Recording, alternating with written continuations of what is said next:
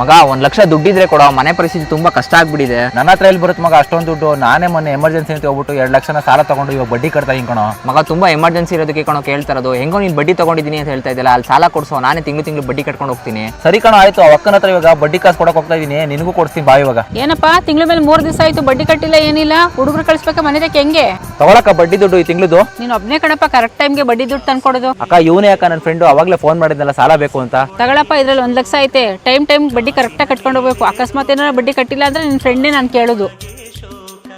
ಮಗ ಏನು 2 ತಿಂಗಳಾದ್ರೂ ಬಡ್ಡಿ ಕಟ್ಟಿಲ್ವಂತಲ್ಲೋ? ಆ ಅಕ್ಕ ಫೋನ್ ಮಾಡಿದ್ರು ಕಣ. ಏನೋ ಕೊಡ್ಸಿರೋ 1 ಲಕ್ಷಕ್ಕೆ ಈ ತರ ಫೋನ್ ಮಾಡ್ತಾ ಇದ್ದೀಂತ್ಯಾ? ನಾನು ಕಟ್ಟಲ್ಲ, ಹೋಗೋ. ತಗೊಳಕ ನನ್ನ ಫ್ರೆಂಡ್ದು ಅಸಲು ಬಡ್ಡಿ 2 ಇದೆ ಇದರಲ್ಲಿ. ಯಾಕಪ್ಪ ನೀ ತಂದ್ಕೊಡ್ತಾ ಇದ್ದೀನಿ? ನಿನ್ನ ಫ್ರೆಂಡ್ ಎಲ್ಲಿ? ಅಕ್ಕ ನನ್ನ ಫ್ರೆಂಡ್ ದುಡ್ಡಿನ ವಿಚಾರದಲ್ಲಿ ಯಾಮಾರಿಸ್ಬಿಟ್ಟ ಕಣಕ್ಕ.